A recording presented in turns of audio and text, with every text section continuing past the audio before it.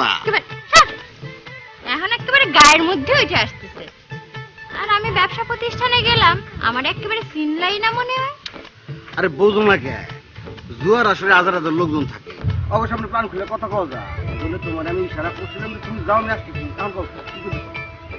তা কত টাকা ব্যবসা হয়েছে? ব্যবসা বাণিজ্য খারাপ না, নোট সব লাল নোট। এখন কাও তোমার কত লাগবে? বেশি না, তোমার পকেটে এখন যা আছে সেটা দিলেই চলবে। আমি জানতাম খোঁজে যা তুমি আমারে ঠিকই বুঝতে পারবা, কারণ এই অত্র এলাকায় তোমার একমাত্র যোগ্যতা কিন্তু আমি, রঞ্জু ভুইয়া। রঞ্জু ভুইয়া, তোমারে বোধহয় একটা কথা আমি কইছিলাম, ভুইলা গেছো? কি? তোমার বাজানের সাথে আমার বিয়ার পরে কিন্তু তুমি সম্মানের সহিত আমারে মা কইয়া ডাকবা। খোঁজে যা, আমি তোর এখান থেকে যাইতে করতেছি, তা করতেছি। তা নাইলে কি? হ্যাঁ, কি? কিছুই করতে পারবা না। তোমার বাজানে আমি কথা দিছি, খুব তাড়াতাড়ি আমাকে বিয়া হইব। আমি জীবিত থাকতে বিয়া হইতে দেব না। প্রয়োজনে কি তোমার বাজানে ফোন করতে পারবা? যদি পারো তাহলে আমি তোমার সাথে রাজি আছি। খোঁজে যা, আমি তোরে ভালোবাসি, আমি তোরে বিয়ে করতে চাই, তোর জন্য আমি সব করতে পারবো। ছাড়ো কইতেছি। শুনো, মুখে এরকম ফটর ফটর করে কোনো লাভ নেই। আমি কাজের প্রমাণ দেখতে চাই। যদি পারো প্রমাণ দেখাও। খোদা হাফেজ।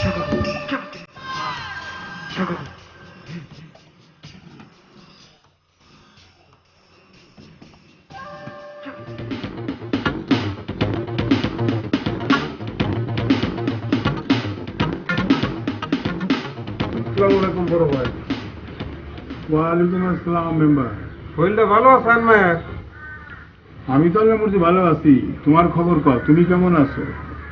আর গ্রামের হাল হকিকতটা কি? গ্রামের বাতাস কি ঠান্ডা না গরম কোনটা? গ্রামের বাতাস আর পরিবেশ মনে করেন যে ঠান্ডা আছে, করে বরফের মতো। খালি আমার বাতাস খান একটু গরম আছে বড় ভাই। তোমার জন্য গরম বাতাস? এটা তো ঠিক বুঝলাম না, বুঝায় কও। মনে করেন যে ওই যে আমরা বাইশটা রঞ্জু তো খুবই ভালো ছিল, অত্যন্ত বিনয়ী এবং ভদ্র, ঠান্ডা। মাঝে মাঝে খালি মাথা খান একটু গরম হয়ে যায়। কার যে কখন কি বললে ভালাই।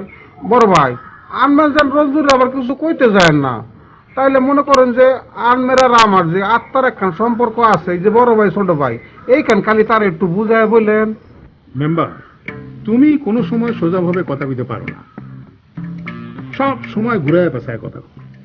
আনমের দোয়া বড় ভাই, তাহলে আমরা যদি আমার লোকের সঙ্গে থাকেন, মনে করেন যে আমি অনেক কাজ করে ফেলতে পারবাম। ওদের যাবি বিষাতে আনমের বিষয় খালি এক কথা হয়েছে, সে তো মহা খুশি। সে আরো ভাবতেছে যে আনমাই বিয়েতে রাজি হবেন কিনা। আনমার সাথে যদি খোঁজা বিবির বিয়ে হয়, তাহলে মনে করেন যে খোঁজা বিবি নাকি নিজেকে অনেক সৌভাগ্যবতী মনে করবো। কিন্তু মেম্বার, এই কথার মধ্যে কতটুক সত্য কতটুক মিথ্যা এইটা বোঝা কিন্তু খুব মুশকিল।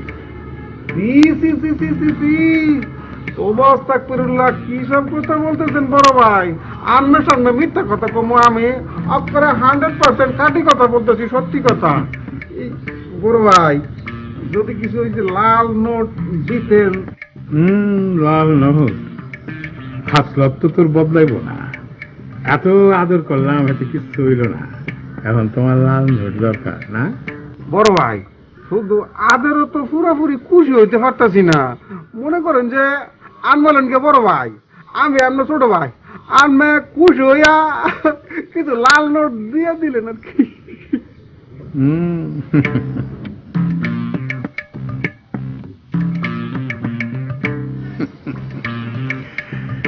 এই যে লাল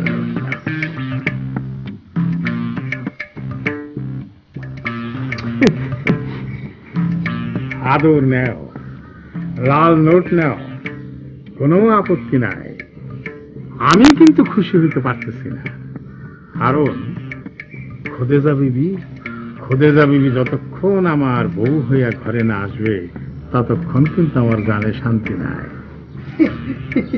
কি যে কই না বড় ভাই, মন করি যে কাঁদি যাবি, আমার বউ আকার হয়ে গেছে, এখন বাদ বাকি কাজ যেটুকু আছে ওটুকু আমি সাইরা চলে আসতেছি। ওই মনে টনের কথা বাদ দাও, এখন বাস্তবায়ন করো, যাও। আন্নের দোয়া বাকিটুকু আমার কেরামতি দেখেন। হয়েছে হয়েছে হয়েছে, যাও। অতি ভক্তি চুরি লক্ষণ। মেম্বারের ভাব স্বার্থ কিছু বুঝতেছি না। না, আমার লাগে 2 নম্বরই করবো, এত বড় করে যাওয়ার না।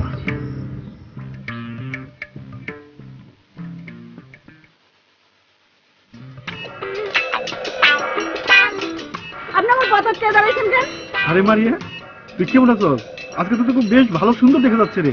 হ্যাঁ, তোর যা কিছু দরকার পড়বো মনে করে যে আমি তোর দিয়ে দিবি, যা কিছু চাই। ঠিক আছে? আচ্ছা আচ্ছা, তারপর? তারপর তুই কেমন আছো? তোর মা কেমন আছে? তোর মার কি? আপনি আমার কি হন? আপনি আমার কি হন? আমি তো তোর বড় ভাইয়ের মতো। বড় ভাইয়ের কথাবার্তা কি এরকম হওয়া উচিত? কিরকম? মারিয়া, তোর আমার খুব ভালো লেগেছে। আমি তোর বিয়ে করতে চাই। তোর আজকে তো সুন্দর লাগতেছে, কিসের যেতে? এটা কোনো বড় ভাইয়ের ভাষা হতে পারে? হ্যাঁ, বিয়ের চামচা কোন কে? এই কান্দু, তুই ঠিকঠাক মতো কথা কো। তুই চুর বলে সবাই এক পাল্লাই মাপিস না। কান্দু ভাই তো আপনার মতো না। এই তুই থাম তো। আমি যদি ভিয়া সাসারে গিয়ে এখন এই কথা কই, তাহলে পরে তোর চাকরি থাকবে না। এই কান্দু, ভুয়া আমার দিকে ডরায়, আমি ভুয়ার দিকে ডরাই না, বুঝছস? কান্দু ভাই ভাবছেন তো কিসের জন্য?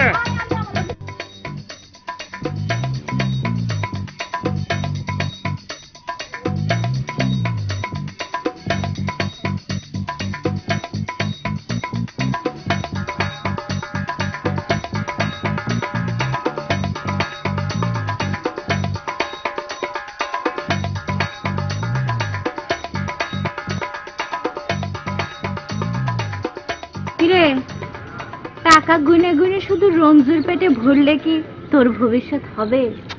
বুবু তুমি এটি আনছিস কেন? এটি কি হয় তুমি জানো না? জুয়ার আসর করছে। আচ্ছা তুমি কি জানো কইলে রঞ্জুর পেট ভরবে, মানে কি কইলে তুমি? শোন, ভুইয়া আর রঞ্জু অগো পাপের ঘোড়া কিন্তু ভারী হয়ে গেছে। যে কোনো সময় অগো পতন ঘটবো। তুমি তো কথাটা ঠিকই কইছো। আর তার যে ব্যাপার দেখছো, বাপে বেটার কাছে চান্দা চাই। এটা কোন দেশে বাস করতেছে আমরা কত? নিজের জন্য কিছু টাকা আলাদা করে সরায় রাখ। এটা তুমি কি কইতেছো? এটা করবো কেউ যদি জানতে পারে আর রঞ্জুর কানে দিয়ে দেয়? কেউ কিচ্ছু জানবো না। টাকা পয়সার হিসাব তো তুই সব রাখিস। তুই যদি 2টা 500 টাকার নোট সরায় রাখিস, কেউ কি দেখবো? ও ঠিক আছে, কিন্তু এটা চিনতে পড়ে গেলাম। তুমি যে বুদ্ধিটা দিলা কামে লাগাইতে হবে। কিন্তু আসলে আমি কিছুই করতে পারিনি। জীবনে তো আর বিয়ে শাদী করতে পারলাম না, বাচ্চা কাচ্চা সংসার হবে, কি করে খামো আমি ভাবতেছি। ঠিক আছে, তুমি যা কইলে আমি সেটাই করবো। শোন, তোরে আমি কইলাম না, ভাবা ভাবির কিন্তু আর বেশি সময় নেই। যা করার এখনই করতে হবে, ঠিক আছে? আচ্ছা তুমি যাও।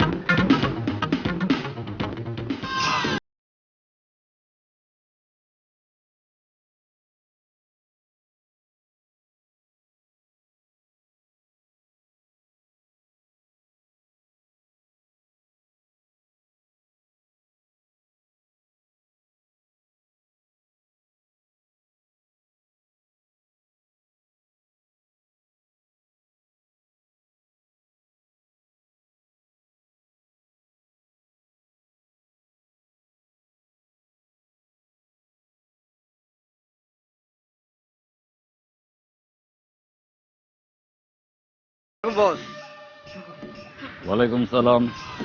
বস 1 লাখ টাকা অ্যাডভান্স করছেন না সেই লোক। কি করতে হবে? আপনি অভিজ্ঞ মানুষ, কি করতে হবে আবার বলতে হবে? হাত পা ভাঙতে হবে না চোখ তুলে ফেলতে হবে?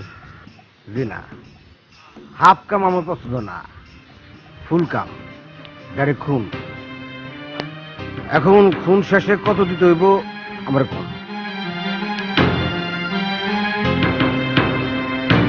হাফ কাম আমারও পছন্দ না। 1 লাখ টাকা দিছিস আর 3 লাখ টাকা দিয়ে যাবি। 3 লাখ বস, 3 লাখ তো খুব বেশি হয়ে যায়। আমি আর 2 লাখ পারবো, 2 লাখ। যা 2 লাখ টাকা রেডি কর, সময় মতো পেয়ে যাবি। ঠিক আছে বস, 2 লাখ টাকা রেডি থাকবো, তবে বিষয়টা যেন কেউ না জানে, গোপন থাকবে। ওকে বস, আসি, আসসালামু আলাইকুম।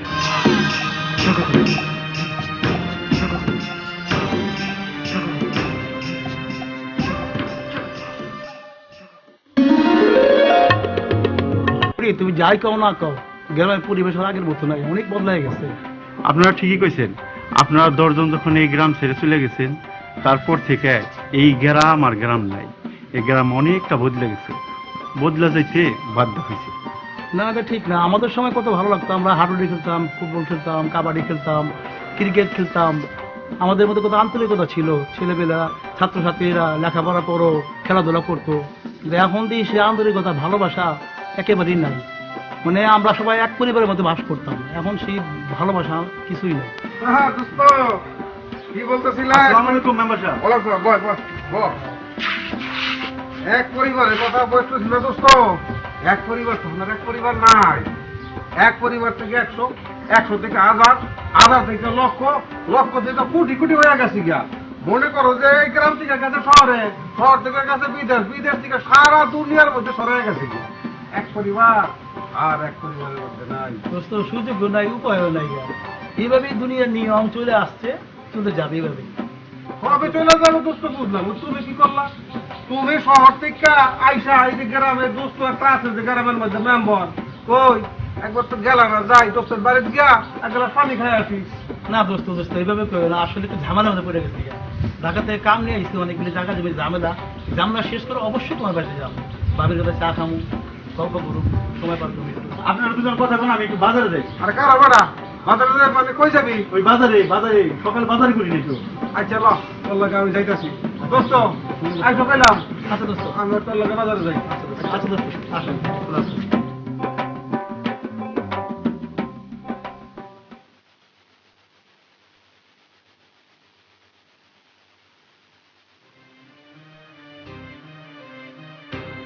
সারা বাড়ি বাড়ি খুঁজে পাচ্ছি না তোমার, এখানে বসে বসে কান্না হচ্ছে না?